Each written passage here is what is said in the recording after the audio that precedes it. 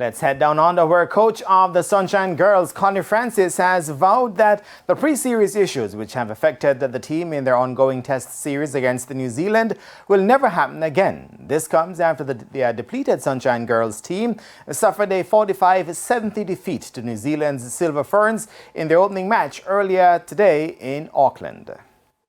It was a tumultuous week for the Sunshine Girls ahead of their two-test series against the Silver Ferns, where they had to call on 36.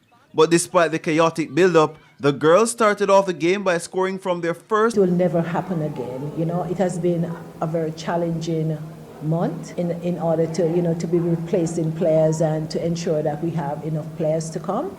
But I know that, I really appreciate Netball New Zealand for working, for the hard work that they have put into us getting here, and also Netball Jamaica to ensure that at least we can have a series.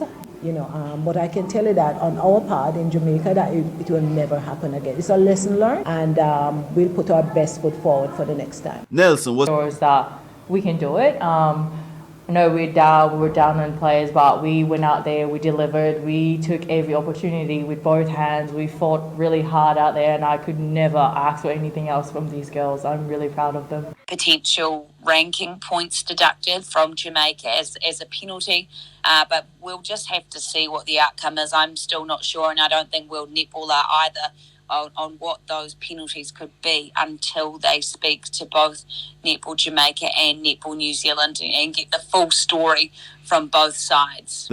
Of course, that second and final test begins Thursday morning at 2 Jamaica time.